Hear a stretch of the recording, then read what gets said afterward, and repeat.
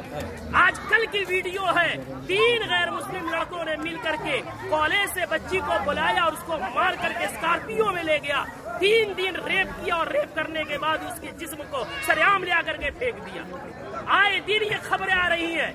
मैं पूछना चाहता हूँ, इसके पीछे के जिम्मेदार मुआशरे के हमारे और आप जैसे बेगैरत लोग नहीं है जो शादियों में, नाच गानों में, पैसों में आग लगा रहे और आग लगा करके शादियों को इतना मुश्किल बना दिया कि वक्त में शादियां नहीं हो रही है, जिसकी वजह से हमारी बेटियां, जज्बात उनमें भी है, जज्बात की रो में बह करके एजुकेशन वाली बच्चियां गैरों के गोद में खेल नहीं रही है, बल्कि टिश्यू पेपर बना करके उन्हें इस्तेमाल करके गली कूचों में फेंक नहीं दिया जा रहा है, बल्कि उनके चेहरे उड़ाए जा रहे हैं। इतने अदब व एहतराम के साथ बार बार इसरार करने के बाद झुक करके, बाप कह करके, भाई कह करके, ईमान का हवाला देकर, इस्लाम का हवाला देकर, पूरी सोसाइटी के अदब पैमान का हवाला देकर के कहा गया, लेकिन फिर क्यों नहीं माने?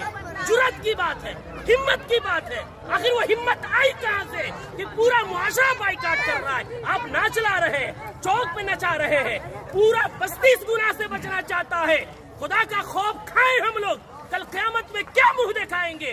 पूरे गांव में नचाते हुए लेकर आते हैं, मस्जिद के सामने से लेकर आते हैं, पूरे गांव में। ये क्या है? इसको जिद नहीं कहते हैं तो और क्या कहते हैं? इसको हठधर्मी नहीं कहते हैं तो क्या कहते हैं?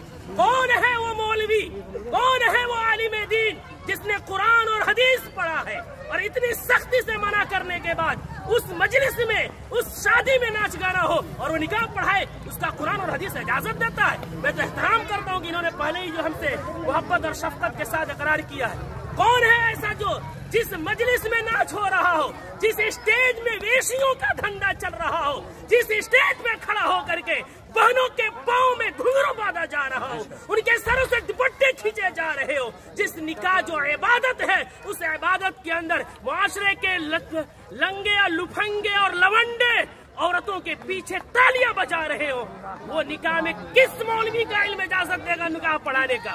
कौन सी कुरान इजाजत देगी? कौन सी हदीस इजाजत देगी? यहाँ सब कलिमा पढ़ने वाले हैं। हम मरेंगे, रब के सामने हाजिर होंगे।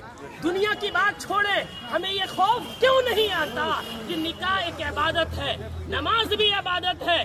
नमाज में अगर कोई गाना बजाए, नमाज का मजाक है। निकाह में कोई गाना बजाए, वो निकाह का मजाक नहीं तो क्या है? जो मौलवी कुरान की आयत पढ़ेंगे उनका मजाक नहीं तो क्या है? हदीस पढ़ेंगे, उनको पैरों की ठोकरों में रखना नहीं है तो क्या है?